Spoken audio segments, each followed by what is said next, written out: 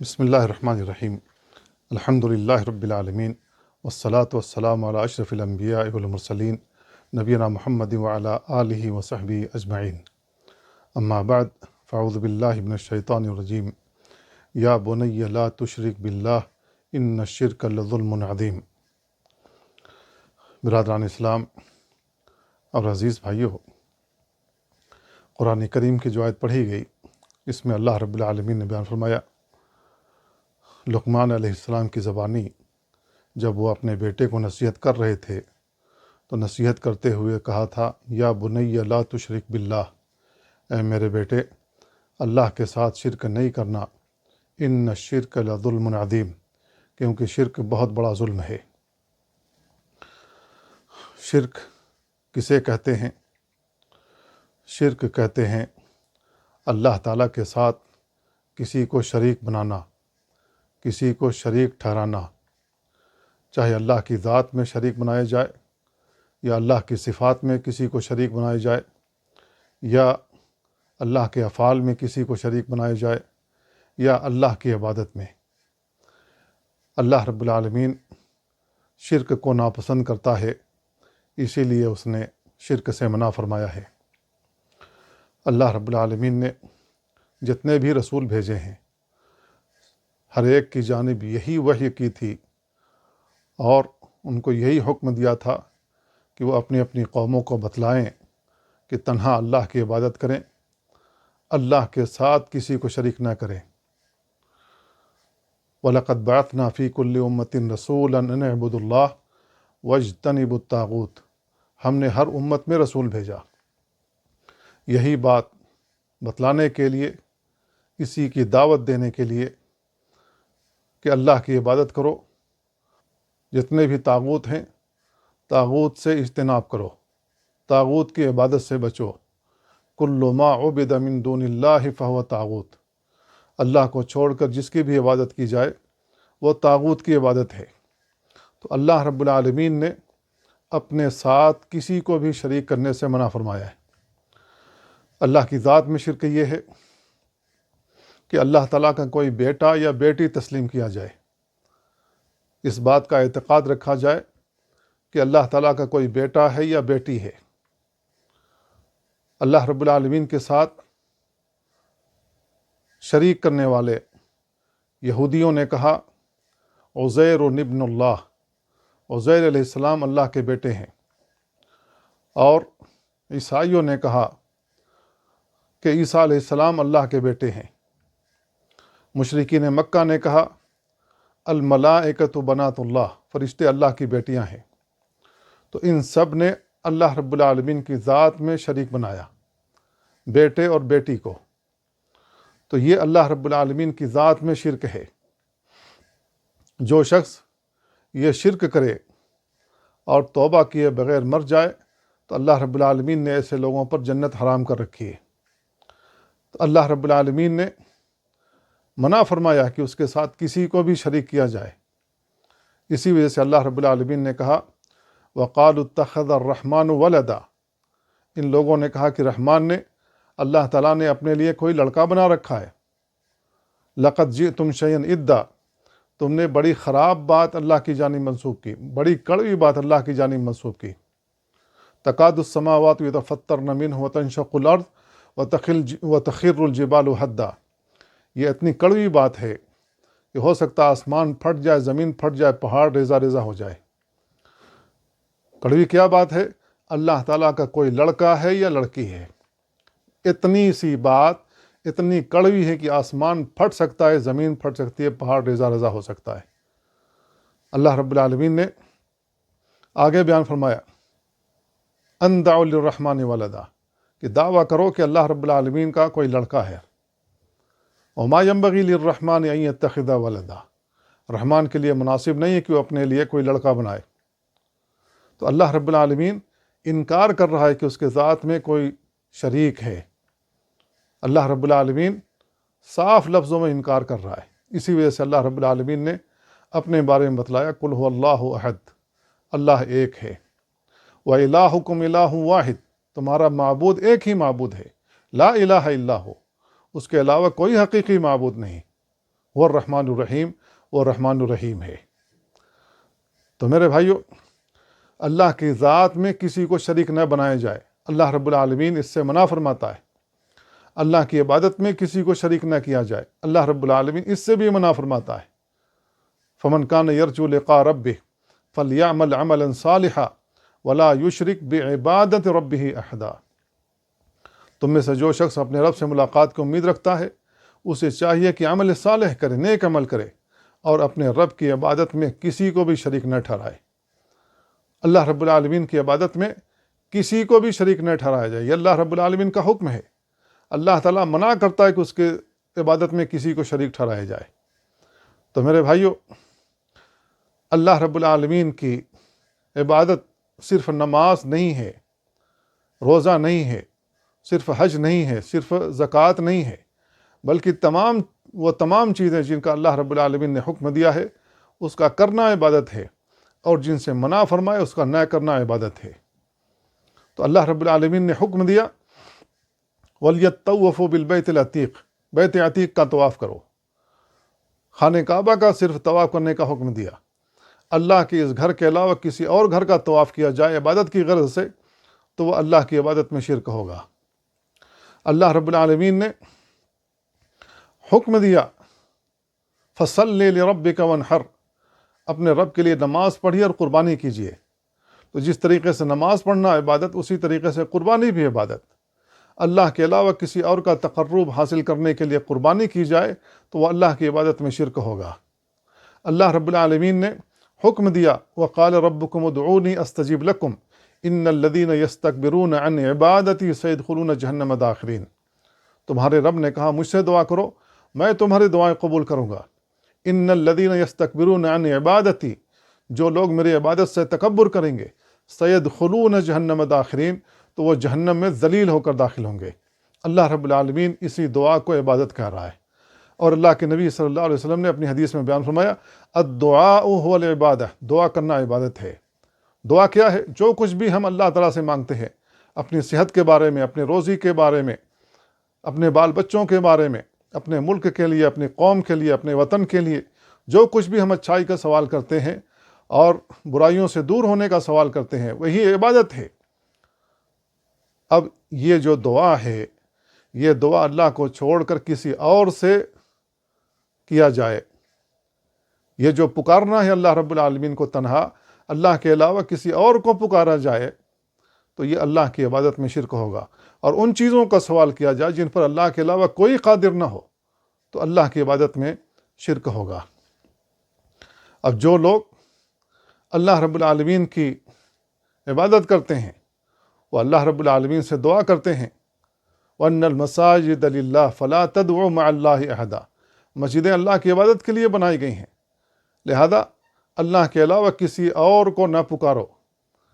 تو اللہ کے ساتھ کسی اور کو نہ پکارا جائے، اللہ رب العالمین نے اس سے منع فرمایا ہے۔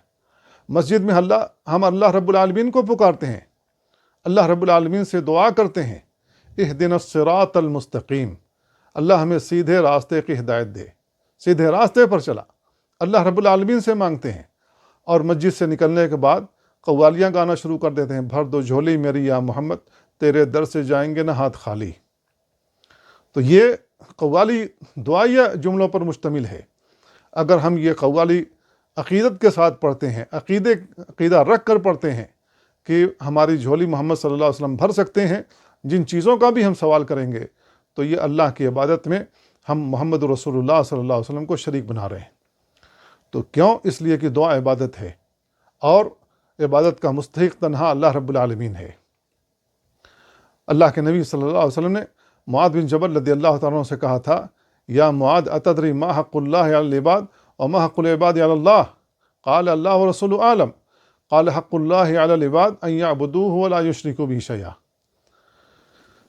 اے معاذ، کیا آپ کو معلوم ہے کہ اللہ کا حق بندوں پر کیا ہے، بندوں کا حق اللہ پر کیا ہے؟ تو انہوں نے کہا اللہ اور اس کے رسول زیادہ بہتر جانتے ہیں، مجھے علم نہیں ہے۔ آپ نے بیان فرمایا کہ ہم بندوں پر اللہ کا حق یہ ہے، بندے اللہ کی عبادت کریں اور اس کے ساتھ کسی کو شریک نہ ٹھہرائیں۔ اگر ہم تنہا اللہ رب العالمین کی عبادت کریں گے، اس کی عبادت میں کسی کو شریک نہیں ٹھہرائیں گے، تو ایسی صورت میں اب اللہ کے اوپر ہمارا حق بنتا ہے کہ جنہوں نے اپنی زندگی اس انداز سے گزاری ہو اس کو ہمیشگی کا عذاب نہیں دے گا، اللہ رب العالمین اس کو ہمیشہ جہنم میں نہیں ڈالے گا۔ ہاں، جن لوگوں نے گناہیں کی ہوں گی، جن لوگوں نے برائیاں کی ہوں گی، اللہ رب العالمین کے عدل کا تقاضا یہ ہے کہ ان کو سزا ملے، اور اللہ رب العالمین عدل اگر قائم کرے گا تو ممکن ہے کہ اس کو سزا مل جائے، لیکن جہاں اللہ رب العالمین عادل ہے وہیں اللہ رب العالمین رؤوف و رحیم بھی ہے، رحمان و رحیم بھی ہے۔ اللہ رب العالمین کی رحمت کا تقاضا یہ ہے کہ اس کو اپنی رحمت کی چادر میں ڈھانپ لے،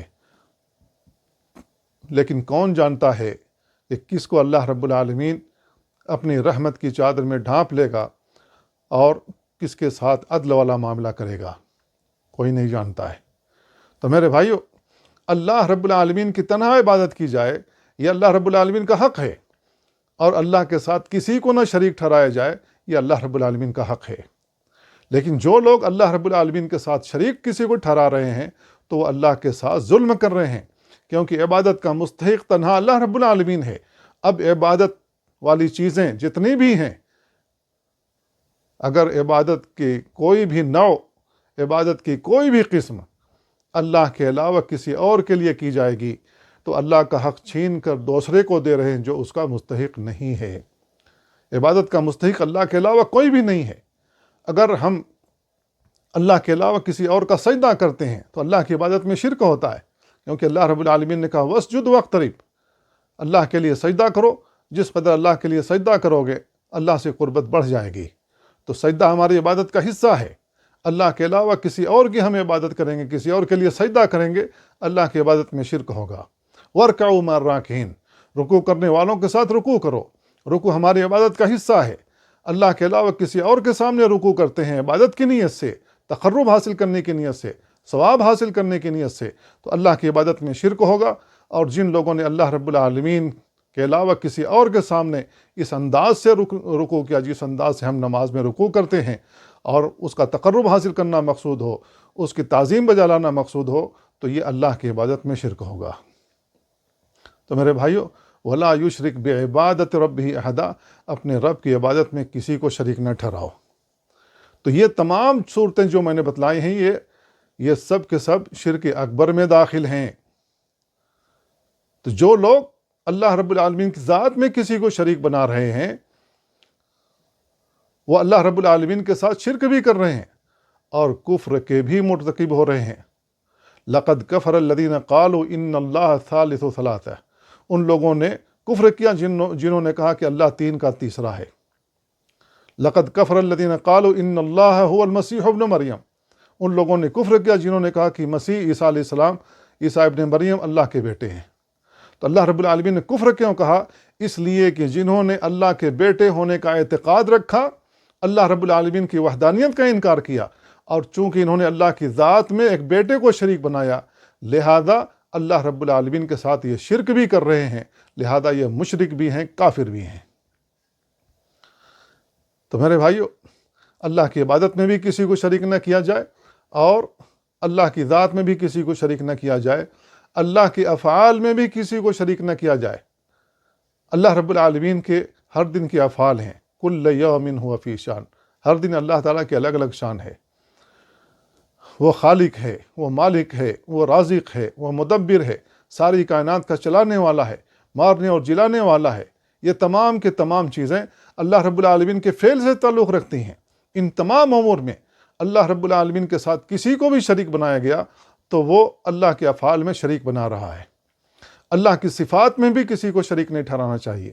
اللہ رب العالمین جس طریقے سے اپنی ذات میں تنہا ہے، اسی طریقے سے اپنی صفات کے اعتبار سے بھی تنہا ہے، اس کی صفات میں بھی کسی کو شریک نہیں بنایا جا سکتا۔ اللہ رب العالمین عالم الغیب ہے، اللہ رب العالمین علام الغیوب ہے، یہ اللہ رب العالمین کی صفت ہے۔ اب اللہ کے علاوہ کسی اور کو علام الغیوب بنا لیا جائے، عالم الغیب بنا لیا جائے، تو یہ اللہ رب العالمین کی صفات میں اس کو شریک بنانا ہے جس کے تعلق سے یہ عقیدہ رکھا کہ وہ بھی غیب جانتا ہے۔ تو اللہ رب العالمین کے ساتھ کسی کو شریک نہ بنایا جائے۔ اللہ رب العالمین اس سے منع فرماتا ہے۔ اللہ رب العالمین کے ساتھ شرک کرنے کی دو قسمیں ہیں۔ ایک تو قسم بڑا شرک ہے جس کو ہم شرک اکبر کہتے ہیں، اس کا ارتکاب کرنے والا دین اسلام سے نکل جاتا ہے، اس کے سارے اعمال برباد ہو جاتے ہیں۔ لئن اشرکت لیحبطن عملک ولتکونن من الخاسرین۔ اے نبی، آپ نے بھی اللہ کے ساتھ کسی کو شریک بنایا تو آپ کے سارے اعمال برباد ہو جائیں گے، سارے اعمال اکارت ہو جائیں گے، اور آپ آخرت میں گھاٹا اٹھانے والے میں سے ہو جائیں گے۔ اللہ تعالیٰ نے ایک آیت میں بہت سارے انبیاء کا پہلے ذکر کیا، اور ان کا ذکر کرنے کے بعد کہتا ہے لئن اشرکو، اگر ان لوگوں نے بھی شرک کیا تو اللہ رب العالمین ان لوگوں کے اعمال کو بھی برباد کر دیتا۔ میرے بھائیو، شرک بہت خطرناک چیز ہے، اتنا خطرناک وائرس ہے کہ یہ آپ کے اعمال کے ڈیٹا میں اگر داخل ہو گیا تو آپ کی ساری فائل کرپٹ کر دے گا، آپ کے سارے اعمال برباد کر دے گا، ساری فائل جام کر دے گا۔ گویا کہ آپ نے جتنی بھی نیکی کا عمل کیا ہوگا سارے کے سارے برباد ہو جائیں گے۔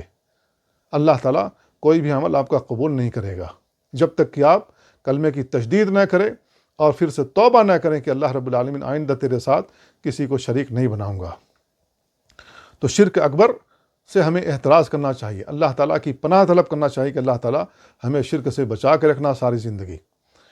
شرک کی دوسری قسم چھوٹا شرک ہے، جس کو ہم شرک اصغر کہتے ہیں، ان سے بھی ہمیں بچنا چاہیے۔ جیسے ریاکاری کرنا شرک ہے، اللہ کے نبی صلی اللہ علیہ وسلم نے بیان فرمایا الریاء شرکن، ریاکاری کرنا شرک ہے۔ تو یہ جو ریاکاری ہے، دکھاوے کے لیے کوئی کام کرنا ہے، نام و نمود کے لیے، شہرت طلبی کے لیے کوئی کام کرنا ہے، تو یہ بھی شرک ہے۔ اللہ رب العالمین دکھاوے والا جو بھی عمل کیا جائے اس کو قبول نہیں فرماتا ہے، تو یہ شرک اصغر ہے۔ شرک اصغر کرنے والا دین اسلام سے نہیں نکلتا ہے، لیکن اس کا وہ عمل قبول نہیں ہوتا، اللہ رب العالمین اس کو شرف قبولیت سے نہیں نوازتا ہے۔ اسی طریقے سے شرک اصغر میں تعویذ لٹکانا ہے، گنڈے لٹکانا ہے، اور یہ سمجھنا ہے کہ اس کے اثرات جسم پر مرتب ہوتے ہیں، نظر بد سے یہ بچا لے جاتے ہیں، اس کی تاثیر یہ ہے کہ یہ نظر بد سے ہم کو بچا کے رکھے گا اور شیطانوں کے شر سے ہم کو بچا کے رکھے گا۔ اس قسم کی چیزیں ہیں، تو ایسی صورت میں یہ شرک میں داخل ہے۔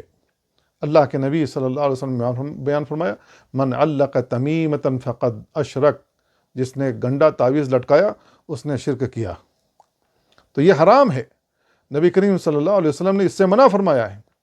جو لوگ بھی گنڈے تعویذ کو لٹکاتے ہیں اور سمجھتے ہیں کہ یہ مجھ کو نظر بد سے بچائے گا، مجھ کو شیطان کے شر سے، جنوں کے شر سے یہ بچائے گا، تو ایسی صورت میں اللہ کے نبی صلی اللہ علیہ وسلم نے بیان فرمایا کہ اللہ رب العالمین اپنا ذمہ اس سے اٹھا لیتا ہے اور کہتا ہے کہ جس پر تو نے توکل کیا، بھروسہ کیا ہے، جا وہی تجھ کو بچائے گا۔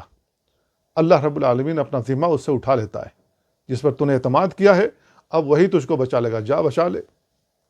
کیا کوئی تعویذ بچا سکتا ہے کسی کو؟ کوئی گنڈا بچا سکتا ہے کسی کو؟ نہیں بچا سکتا ہے جب تک اللہ رب العالمین نہ بچائے۔ اسی وجہ سے اللہ رب العالمین نے ہمیں اور آپ کو حکم دیا ہے کہ ہم اللہ کی پناہ طلب کریں۔ معوذتین اللہ تعالیٰ نے اسی وجہ سے اتاری ہے کہ ہم اس کو پڑھیں، پڑھ کر کے اللہ کی پناہ میں رہیں۔ جس شخص کو اللہ تعالیٰ پناہ دے دے، اللہ کی پناہ کوئی توڑ نہیں سکتا ہے۔ اس پر کوئی حملہ آور ہونا چاہے تو وہ ٹکرا ٹکرا کر مر جائے گا، لیکن اس کا کوئی نقصان نہیں پہنچا سکے گا، الا یہ کہ اللہ رب العالمین نے اس کے لیے لکھ رکھا ہو، تو اتنا ہی نقصان ہو سکتا ہے جتنا اللہ رب العالمین نے اس کے لیے لکھ رکھا ہے۔ تو اگر یہ کوئی عقیدہ رکھتا ہے کہ یہ بچاتا ہے تو یہ شرک اکبر میں پھر داخل ہو جائے گا، کیونکہ اللہ کے علاوہ کوئی بچانے والا موجود نہیں ہے۔ اسی طریقے سے شرک کے مظاہر میں سے یہ ہے کہ ہم غیر اللہ کے لیے، چاہے کوئی اللہ کا ولی ہو، چاہے کوئی اللہ کا نبی ہو، اس کے لیے رخت سفر باندھ کر کے جائیں اور اس کا تقرب حاصل کرنے کے لیے وہاں اللہ کی عبادت کے لیے رخت سفر باندھ کر کے وہاں جائیں، تو یہ شرک کے مظاہر میں سے ہے، کیونکہ اللہ کے نبی صلی اللہ علیہ وسلم نے صرف 3 مسجدوں کا رخت سفر باندھنے کی اجازت دی ہے۔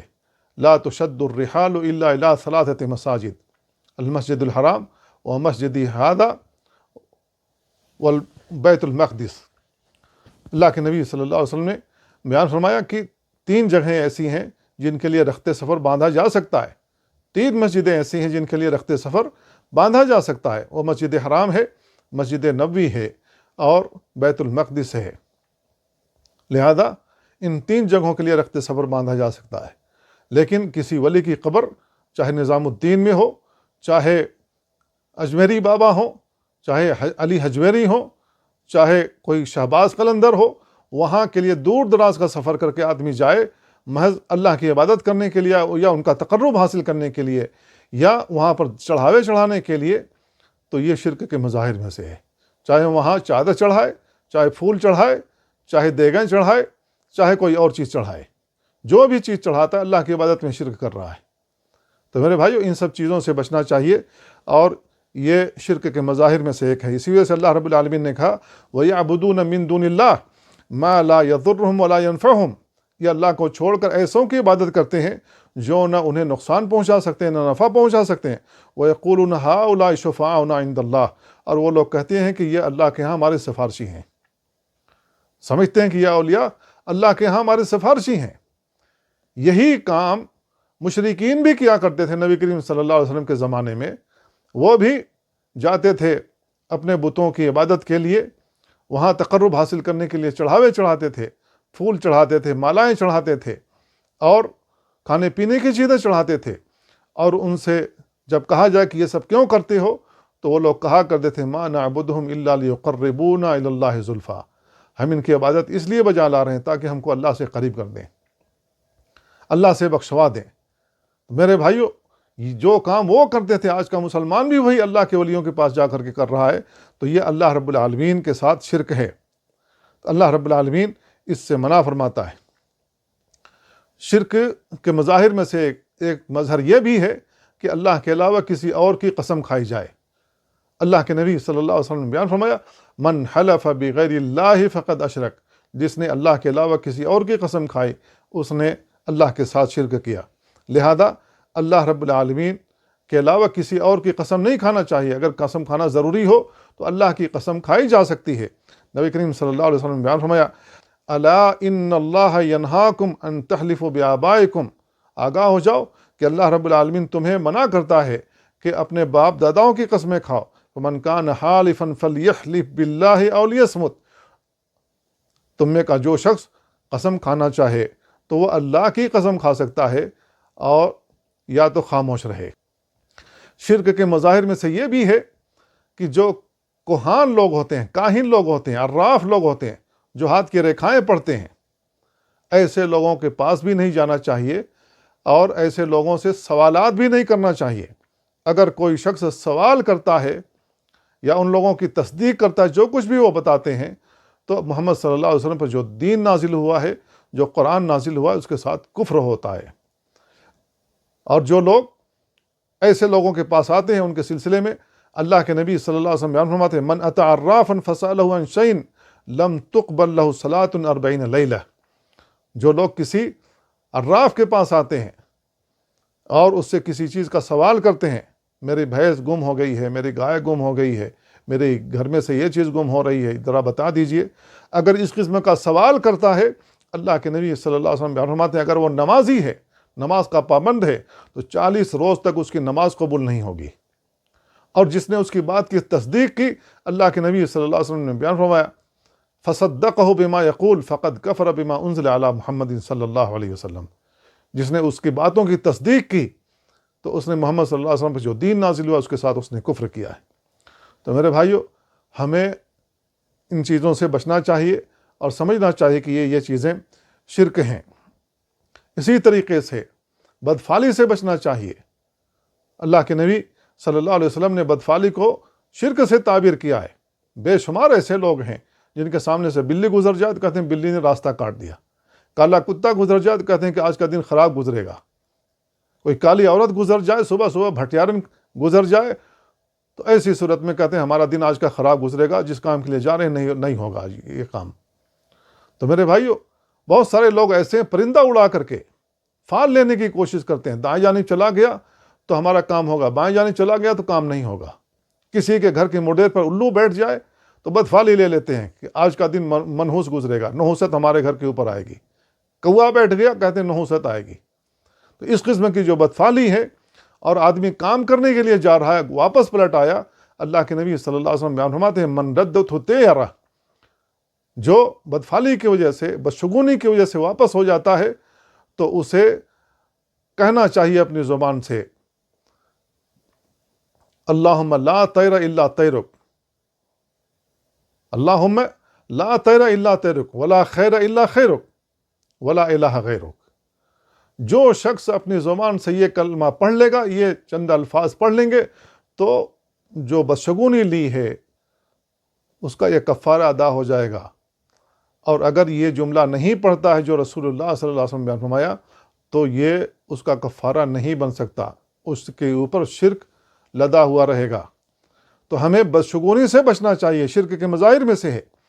اسی طریقے سے الاستسقاء بالنجوم، فلاں ستارہ فلاں برج میں چلا گیا، فلاں نچھتر فلاں برج میں چلا گیا، تو اب زمین کے اوپر یہ اثرات مرتب ہونے والے ہیں، فلاں قوم کا، فلاں ملک کی تباہی آنے والی، فلاں کی بربادی آنے والی۔ تو اگر کوئی شخص ایسا کرتا ہے تو اللہ کے نبی صلی اللہ علیہ وسلم نے اس کو کفر سے تعبیر کیا ہے۔ صلح حدیبیہ کے موقع پر رات میں بارش ہوئی، صحابہ کرام میں سے کچھ لوگوں نے کہہ دیا کہ فلاں ستارہ فلاں برج میں گیا، لہذا اس کے اثر کا نتیجہ ہے کہ بارش ہوئی، اور بعض لوگوں نے کہا مطرنا بفضل اللہ و رحمتی، اللہ اور اس کی رحمت کی وجہ سے ہم پر بارش ہوئی ہے۔ تو اللہ کے نبی صلی اللہ علیہ وسلم جب صبح کی تو صحابہ کرام کو اکٹھا کیا اور فرمایا کہ تم میں سے بعض لوگوں نے کفر کیا، کفر کی حالت میں صبح کی، اور کچھ لوگوں نے ایمان کی حالت میں۔ صحابہ کرام نے کہا کہ اللہ کے نبی وہ کیسے؟ فرمایا کہ جن لوگوں نے کہا تھا کہ مطرنا بنوع کذا و کذا، فلاں نچھتر کی وجہ سے یہ بارش ہوئی ہے، تو اس نے اللہ کے ساتھ کفر کیا۔ تو میرے بھائیو، کتنی خطرناک بات ہے۔ آج بے شمار ایسے لوگ ٹی ویوں پر بیٹھ کر کے لوگوں کی تاریخ پیدائش پوچھتے ہیں، اس کے ہاتھ کی ریکھائیں دیکھتے ہیں اور فٹافٹ بتانا شروع کر دیتے ہیں اس کے ساتھ یہ ہونے والا، اس کے ساتھ یہ ہونے والا، فلاں میچ یہ جیتے گا، فلاں نہیں جیتے گا، فلاں ہار جائے گا، جبکہ عموماً دیکھا جاتا ہے کہ جو بیانات دیے جاتے ہیں اس کا الٹ ہوتا ہے۔ تو میرے بھائیو، اللہ کے ساتھ شرک کے مظاہر میں سے یہ ہے کہ اللہ کے علاوہ کسی اور کا تقرب حاصل کرنے کے لیے ذبح کیا جائے، اللہ رب العالمین کے لیے تنہا ذبح کیا جائے، اللہ کے علاوہ کسی اور کے لیے ذبیحہ نہ استعمال کیا جائے، ذبیحہ نہ پیش کیا جائے۔ اللہ کے علاوہ کسی اور کا تقرب حاصل کرنے کے لیے اگر ہم ذبیحہ پیش کرتے ہیں تو اللہ کی عبادت میں شرک ہوتا ہے۔ کیوں شرک ہوتا ہے؟ اس لیے کہ اللہ رب العالمین نے بیان فرمایا کہ فصل لربک وانحر، اپنے رب کے لیے نماز پڑھیے اور قربانی کیجیے۔ جس طریقے سے نماز پڑھنا عبادت، اسی طریقے سے قربانی بھی عبادت۔ قل ان صلاتی و نسکی، اے نبی آپ کہہ دیجئے میری نمازیں اور میرا ذبیحہ، ومحیائی و مماتی، میرا زندہ رہنا اور میرا مرنا، للہ رب العالمین، اللہ رب العالمین کے لیے، لا شریک لہ، جس کا کوئی شریک نہیں، وبذالک امرت، اسی کا مجھے حکم دیا گیا ہے۔ تو میرے بھائیو، اللہ کے علاوہ کسی اور کا تقرب حاصل کرنے کے لیے اگر ذبیحہ پیش کیا جائے تو اللہ کی عبادت میں شرک ہوتا ہے، یہ شرک اکبر ہوگا۔ بے شمار لوگ مزاروں پر لے جا کر کے مرغے ذبح کر رہے ہیں، ان کا تقرب حاصل کرنے کے لیے بکرے ذبح کر رہے ہیں، ان کا تقرب حاصل کرنے کے لیے دیگیں چڑھا رہے ہیں، ان کا تقرب حاصل کرنے کے لیے اس کے اوپر چادریں چڑھا رہے ہیں، پھول چڑھا رہے ہیں، مالائیں چڑھا رہے ہیں، سونے چڑھا رہے ہیں، چاندیاں چڑھا رہے ہیں۔ تو یہ سب اللہ رب العالمین کے ساتھ شرک ہے۔ ہمیں سمجھنا چاہیے کہ شرک کیسے ہوتا ہے۔ اسی طریقے سے شرک کے مظاہر میں سے یہ ہے کہ درخت کے، کوئی بھی درخت ہو، کسی بھی چیز کا درخت ہو، اس پر دھاگے باندھنا شروع کر دیں۔ نظر کا دھاگا ہے، 7 پھیرے جا کر کے دھاگے باندھ دیتے ہیں، یہ نظر اسی وقت تک کھلے گی جب میری چیز پوری ہوگی۔ میرے بھائیو، نظر عبادت ہے، نظر عبادت ہے۔ اللہ کے نبی صلی اللہ علیہ وسلم کے زمانے میں عمر رضی اللہ تعالیٰ نے اللہ کے نبی صلی اللہ علیہ وسلم سے پوچھا کہ اللہ کے نبی، میں نے زمانے جاہلیت میں نظر مانی تھی کہ میں خانہ کعبہ میں ایک روز اعتکاف کروں گا۔ تو اللہ کے نبی صلی اللہ علیہ وسلم نے بیان فرمایا کہ جاؤ اعتکاف کر لو۔ مسلمان ہونے کے بعد اللہ کے نبی صلی اللہ علیہ وسلم نے کہا جاؤ ٹھیک ہے اعتکاف کر لو۔ اللہ کے نبی صلی اللہ علیہ وسلم نے ایک حدیث میں بیان فرمایا کہ جو شخص معصیت کی نظر مانتا ہے، نافرمانی کی نظر مانتا ہے، اس کا پورا کرنا جائز نہیں ہے۔ اسی وجہ سے جب ایک آدمی نے رسول اللہ صلی اللہ علیہ وسلم سے سوال کیا کہ اے اللہ کے نبی، میں نے بوانا جگہ میں ایک اونٹ قربان کرنے کی نظر مانی ہے، تو اللہ کے نبی صلی اللہ علیہ وسلم نے اس سے سوالات کیے۔ پہلا سوال یہ تھا کہ ہم اللہ کو چھوڑ کر، کیا وہاں پر اللہ کو چھوڑ کر کسی اور کی عبادت ہوتی ہے؟ تو اس نے کہا نہیں۔ دوسرا سوال اللہ کے نبی صلی اللہ علیہ وسلم نے پوچھا کہ کیا وہاں میلے وغیرہ لگتے ہیں؟ زمانے جاہلیت میں میلے وغیرہ لگتے ہیں، میلے کا سما ہوتا ہے۔ میلہ تو ہم سب سمجھتے ہیں میلہ کس کو کہتے ہیں۔ اللہ کے نبی نے وہی پوچھا، کیا وہاں میلے لگتے ہیں، لوگ اکٹھا ہوتے ہیں، میلے کا وہاں سما ہوتا ہے؟ اس نے کہا نہیں۔ اللہ کے نبی صلی اللہ علیہ وسلم تب جا کر کے ان کو اجازت دی، اوف بنذرک فإنہ لا وفاء لنذر فی معصیۃ اللہ، جا کر اپنی نظر پوری کر لو، کیونکہ اللہ کی معصیت میں نظر پوری کرنا جائز نہیں ہے۔ تو میرے بھائیو، جو لوگ بھی اللہ کے علاوہ کسی اور کا تقرب حاصل کرنے کے لیے جانور ذبح کرتے ہیں، وہ اللہ کی عبادت میں شرک کریں، اور یہ شرک اکبر ہے۔ اسی وجہ سے رسول اللہ صلی اللہ علیہ وسلم نے ایک حدیث میں بیان فرمایا کہ ایک آدمی مکھی کی وجہ سے جنت میں گیا اور ایک آدمی مکھی کی وجہ سے جہنم میں گیا۔ جو آدمی مکھی کی وجہ سے جہنم میں گیا، اس کا واقعہ اللہ کے نبی صلی اللہ علیہ وسلم نے اس طریقے سے بتایا کہ زمانے جاہلیت میں ایک شاہراہ تھی، ایک سڑک تھی، وہاں سے گزرنے والا جو بھی گزرتا تھا تو وہاں کے جو پجاری ہوتے تھے، وہاں کے جو مجاور ہوتے تھے، وہ مطالبہ کرتے تھے یہاں چڑھا کر کے کچھ جانا ہوگا، تب جا کر کے آگے جانے کی اجازت دیں گے۔ تو اس آدمی نے کہا کہ میرے پاس ہے ہی کچھ نہیں، کیا چیز چڑھاؤں؟ تو وہاں کا جو مجاور تھا، وہاں کا جو پجاری تھا، اس نے کہا یہ تمہارے سامنے جو مکھی اڑ رہی ہے، اس کو مار کر کے وہی چڑھا دو، ہم تمہارا راستہ چھوڑ دیں گے۔ تو اس نے سوچا کہ مکھی مارنے میں کیا، دوڑایا، مکھی ماری اور مکھی مار کر کے دے دیا۔ پجاریوں نے، مجاوروں نے اس کا راستہ چھوڑ دیا۔ اللہ کے نبی صلی اللہ علیہ وسلم نے فرمایا کہ یہ آدمی جہنم میں گیا، اور جو آدمی جنت میں گیا مکھی کی وجہ سے، اس کا واقعہ بھی بالکل اسی طریقے سے ہے۔ ان لوگوں نے کہا جس طریقے سے اس نے مکھی مار کر کے دے دی تھی، تم بھی مکھی مار کر دے دو، ہم تمہارا راستہ چھوڑ دیں گے۔ اس نے کہا میں مکھی بھی مار کر کے نہیں دے سکتا۔ لوگوں نے اس کو قتل کر دیا۔ اللہ کے نبی صلی اللہ علیہ وسلم نے فرمایا کہ یہ آدمی جنت میں گیا۔ میرے بھائیو، اس پر غور کرنے والی بات یہ ہے کہ مکھی آزاد مخلوق ہے، ہم اس کے مالک نہیں ہیں، ہماری ملکیت کا وہ حصہ نہیں ہے۔ تو ایک آزاد مخلوق کو اگر ہم مار کر غیر اللہ کے نام پر چڑھا دیتے ہیں، تو جو ہم اپنے جیب سے خرچ کر رہے ہیں، جو ہماری محنت کی کمائی ہے، جس کے ہم مالک ہیں، ان پیسوں سے ہم چاہے دیگیں خریدیں، چاہے مٹھائیاں خریدیں، چاہے چادر خریدیں، چاہے پھول مالائیں خریدیں، چاہے کوئی اور چیز خریدیں، چاہے چادر خریدیں، جو بھی چیز خرید کر غیر اللہ کے نام پر چڑھاتے ہیں، اس کا تقرب حاصل کرنے کے لیے سارا کچھ کرتے ہیں، پھر ہم جنتی کیسے بن سکتے ہیں؟ ایک آدمی مکھی کی وجہ سے جہنم میں چلا جاتا ہے، اور ہم یہ غیر اللہ کے نام پر چڑھا کر جنتی بننے کی کوشش کر رہے ہیں۔ میرے بھائیو، ہمیں سمجھنا چاہیے شرک کیسے بنتا ہے۔ اللہ رب العالمین نے ہمیں شرک سے بچانے کی کوشش کی ہے۔ اللہ رب العالمین نے ڈرایا ہے ہمیں شرک سے، اور اللہ رب العالمین نے صاف صاف اعلان کر دیا ہے، ان اللہ لا یغفر ان یشرک بہ ویغفر ما دون ذلک لمن یشاء۔ اللہ شرک کو نہیں معاف کرے گا، اس کے علاوہ جو بھی گناہ چاہے وہ معاف کر سکتا ہے۔ اللہ کی مرضی، چاہے تو معاف کر دے، چاہے تو حساب لے لے، لیکن شرک کو معاف نہیں کرے گا۔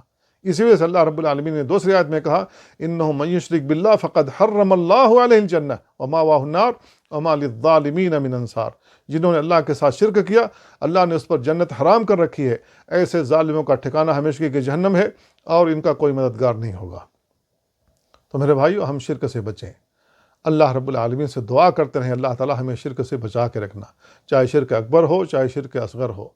نبی کریم صلی اللہ علیہ وسلم بھی دعا کیا کرتے تھے کہ اللہ رب العالمین مجھے شرک سے بچا کے رکھنا، چاہے جو میں جانتا ہوں ان سے بھی، جو نہیں جانتا ان سے بھی۔ تو ہمیں بھی یہ دعا کرنا چاہیے، توحید پر انتقال ہونا چاہیے۔ جو لوگ توحید پر مر جاتے ہیں، جن کا انتقال توحید پر ہوتا ہے، اللہ کی عبادت کرتے ہوئے مرتے ہیں، سنت کے مطابق ان کا عمل ہوتا ہے، اللہ سے قوی امید ہے کہ اللہ رب العالمین اس کو جنت میں داخل کرے گا اور جہنم سے بچا لے گا۔ اللہ تعالیٰ سے دعا، اللہ ہمیں ان باتوں کو سمجھنے اور ان پر عمل کرنے کی توفیق عطا فرمائے۔ وصلی اللہ وسلم علی نبینا محمد وعلی آلہ وصحبہ اجمعین۔ السلام علیکم ورحمۃ اللہ۔